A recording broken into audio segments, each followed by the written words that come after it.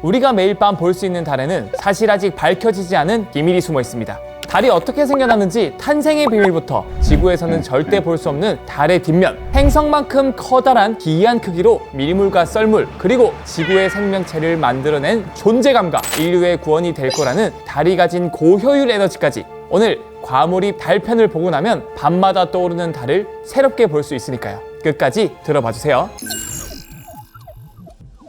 우리 지구가 가지고 있는 유일한 자연위성, 달. 달은 언제부터 지구 주위를 돌기 시작한 걸까요? 달의 탄생에는 분리설, 동시생성설, 포획설 등 다양한 가설이 있지만 오늘은 가장 유력한 대충돌설을 설명해 드리려고 해요. 소행성과 지구의 충돌로 인해 떨어져 나온 지구의 파편이 달이 됐다는 가설인데요.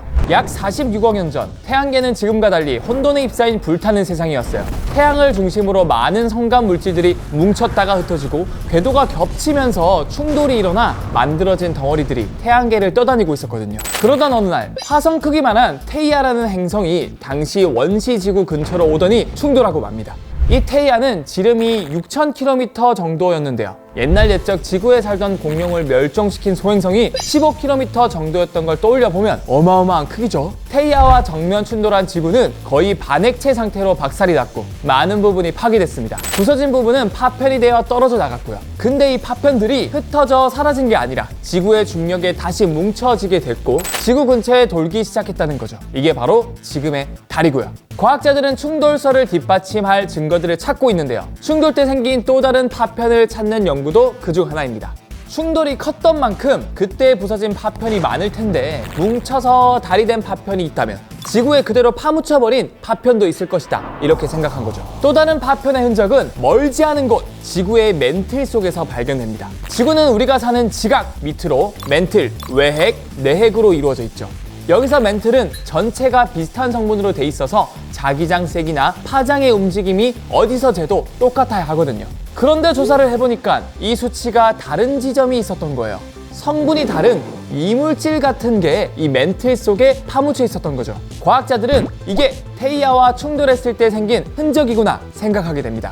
그러던 2022년 8월, 최근이죠. 아이슬란드에서 일어난 화산 폭발로 더 확실한 충돌설의 증거가 드러나게 돼요. 폭발이 일어난 파그라달스 펴들 화산 근처가 바로 성분이 달랐던 이상한 이물질이 있던 멘틀 바로 위였던 건데요. 화산이 폭발하면서 속에 파묻혀 있던 테이아의 파편 후보 물질들이 지각 위로 분출됐고요. 그 정체가 드러나게 됩니다. 분석 결과 이 물질은 일반적인 멘틀에 비해 밀도가 훨씬 높았고요. 생성 시기도 달랐다고 해요. 멘틀이 생성되고 난 후 다른 물질이 생겼다? 이게 바로 테이아 충돌 때 생긴 파편이 아닐까? 유력한 증거를 찾은 거죠. 여기에 더해 달과 지구의 성분이 유사하다는 연구 결과도 있는데요. 아폴로 탐사선이 가져온 달 샘플을 분석해봤더니 화학 성분 산소 동위 원소가 지구의 성분과 거의 동일하다는 결과가 나왔거든요. 태양계에 있는 다른 행성들의 화학 성분과는 전혀 달랐는데 말이죠.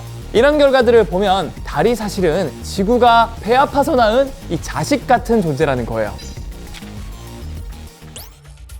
그런데 여러분, 이렇게 충돌로 생겨난 파편이 달이 되기까지 시간이 얼마나 걸렸을 것 같으세요?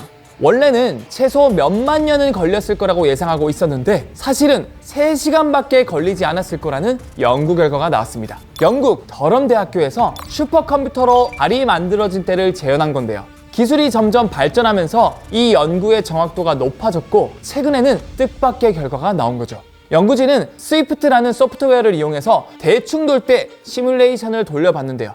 여기서 전체 파티클 개수를 초기 10만 개에서 1억 개까지 늘려 연구를 합니다. 파티클의 개수가 많아질수록 달의 질량과 궤도, 화학 조성까지 실제에 가깝게 재현할 수 있거든요. 이 파티클은 레고 블록이라고 생각하면 이해하기 쉬워요. 우리가 레고로 경복궁을 만든다고 생각해보세요. 레고 1000개만 가지고 만들 때랑 100만 개로 만들 때 실제와 얼마나 비슷한지 그 결과가 다르겠죠. 자, 이렇게 많은 파티클을 가지고 고해상도로 시뮬레이션을 돌려봤더니 뜻밖의 결과가 나옵니다. 저해상도 시뮬레이션 때와는 달리 테이아와 충돌 직후 지구에서 큰 덩어리, 작은 덩어리가 각각 하나씩 총 2개의 파편이 떨어져 나오는데요.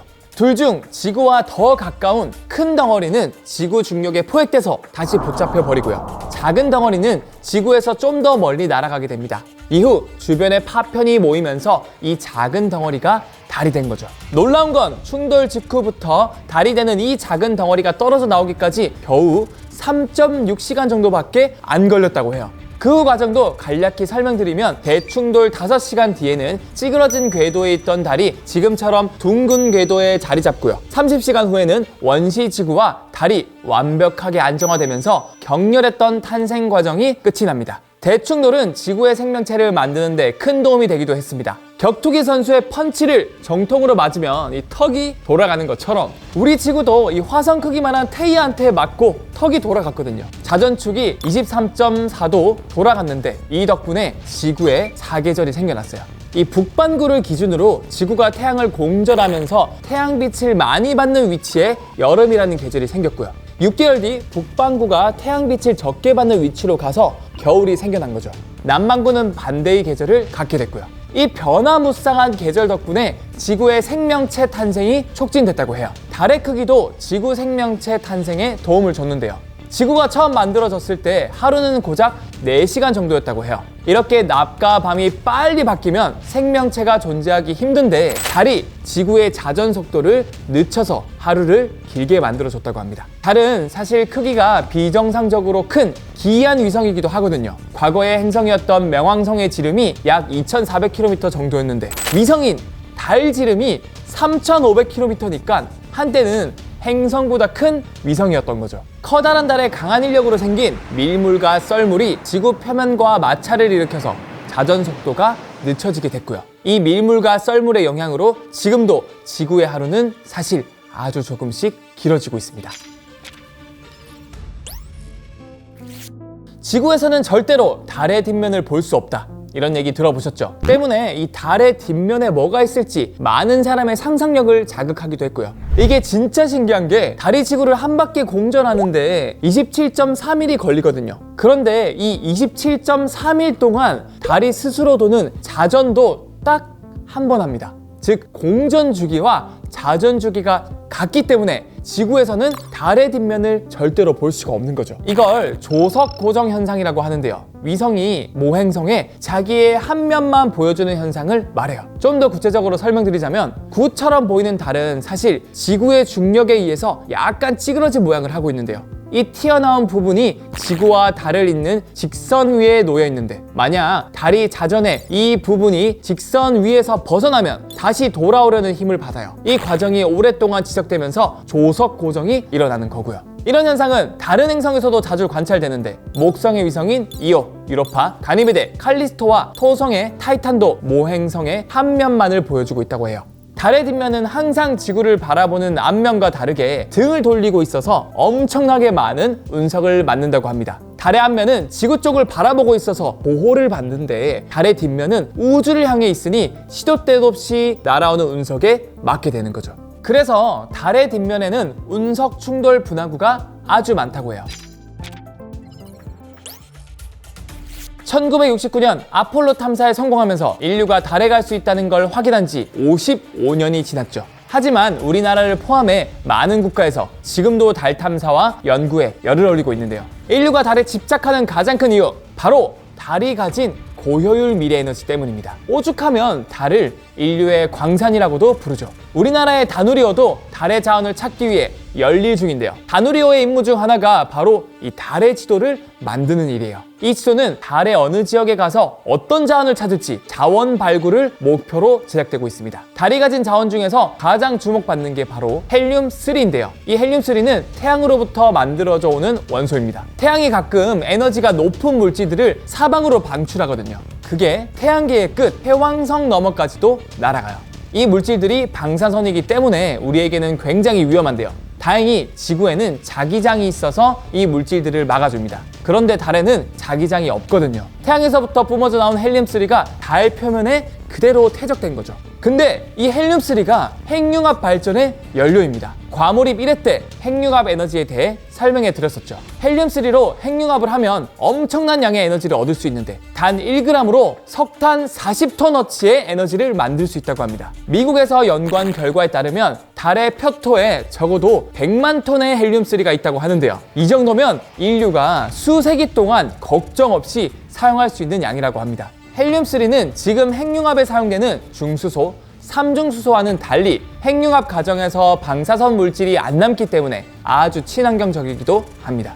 달에 있는 휘토류도 인류가 눈독 들이고 있는 자원인데요. 휘토류는 스마트폰, 전기자동차, TV 등 전자제품을 만들 때 꼭 필요한 금속류로 지구에서는 생산지가 제한적인 전략 자원인데 비해 달에는 꽤 많은 휘토류가 매장되어 있거든요. 달에 있는 물과 빛을 에너지로 사용할 수도 있는데요. 달에는 태양빛이 1년 내내 들지 않는 영구음영 지역이 있는데 여기에는 얼음 상태로 물이 존재해서 우주인의 식수, 산소용이나 우주 로켓의 에너지원인 수소로 활용이 가능할 거라고 합니다. 반대로 달의 남극에는 1년 내내 태양이 지지 않는 빛의 정점 지역이 있어서 달 현지에서 태양광을 활용할 수도 있고요.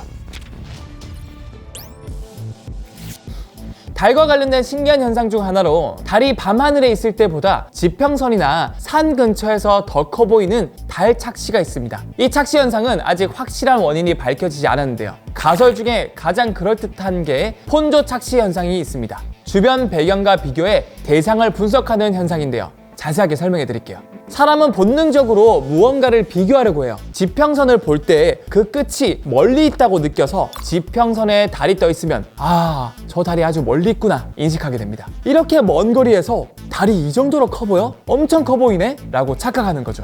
반대로 밤하늘에 떠 있는 달은 비교 대상이 없잖아요. 그래서 우리는 달이 가깝게 있다고 착각해요. 이렇게 가까이 있는데 달이 작네? 라고 생각하게 되는 거죠. 실제로 실험을 해봤더니 사람들은 하늘 정중앙을 볼 때에 비해 지평선을 볼 때 4배 정도 더 멀게 느꼈다고 해요. 실제 카메라로 찍어서 보면 차이가 없는데 말이죠. 이런 폰조 착시 현상 없이 달을 볼 수 있는 방법이 있는데요. 보름달이 뜬 날 달을 등지고 돌아서서 허리를 굽히고 두 다리 사이로 달을 보면 됩니다. 폰조 착시가 사라지면서 달이 원래보다 작아 보이는 마법 같은 일이 일어날 겁니다. 좀 부끄럽긴 하겠죠. 신기한 건 이런 착시 현상이 진짜 달에서만 나타난다는 거예요. 실제와 정말 비슷하게 구현한 천체투영관에서는 지평선 근처에서도 달 착시가 일어나지 않는다 그래요. 이것만 보더라도 달이 지평선 근처에서 커 보이는 이유를 폰조 착시 현상만으로는 100% 설명할 수가 없는 거죠. 지구가 달을 잡아당기는 구심력보다 달이 지구로부터 멀어지려는 원심력이 조금 더 강해서 달은 1년에 3.6cm 정도씩 지구에서 멀어지고 있는데요. 공교롭게도 우리 손톱 역시 1년에 약 3.6cm씩 자란다고 합니다. 앞으로 손톱을 자를 때가 되면 달이 지구에서 이만큼 멀어졌구나 생각해보면 되겠죠? 평소에 하지 않았던 생각과 상상을 하게 만드는 과학 이야기 다음 주에 또 준비해 올 테니까요. 궁금한 주제 있으면 댓글에 남겨주세요.